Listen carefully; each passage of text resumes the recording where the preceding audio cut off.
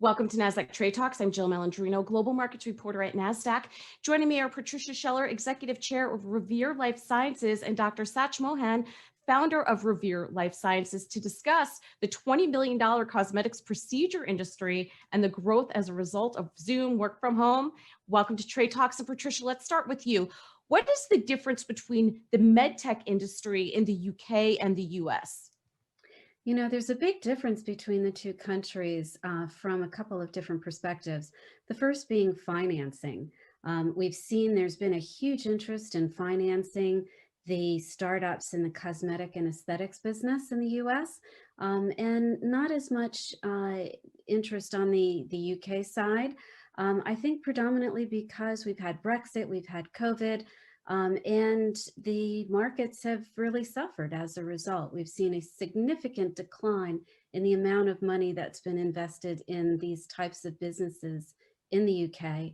So a lot of them are in fact jumping the pond and coming to the US, looking for that investment and finding it.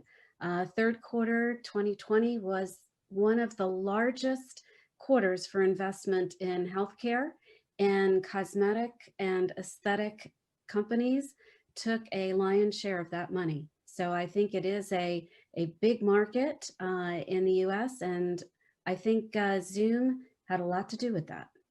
How has COVID-19 affected the financing environment with so much focus in healthcare placed elsewhere?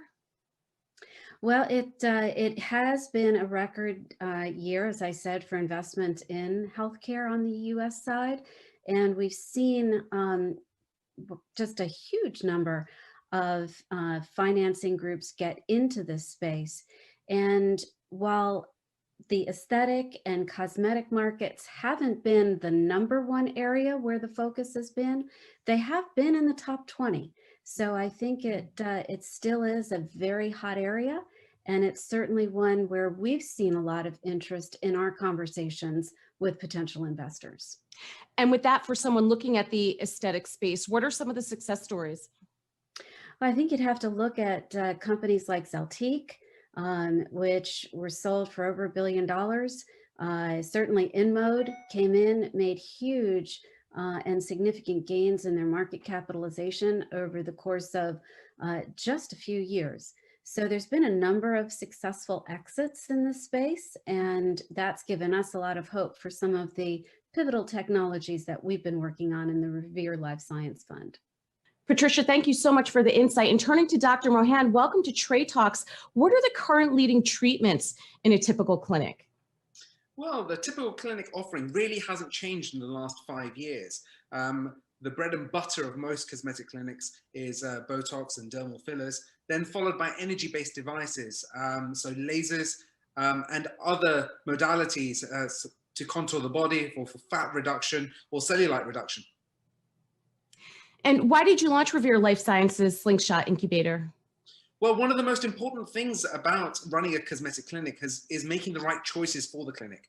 And as well as being a clinic, an educational hub, Revere has always provided consultancy to lots of different companies looking to enter the market to help them really position their devices for the cosmetic arena. And we've always helped them with that.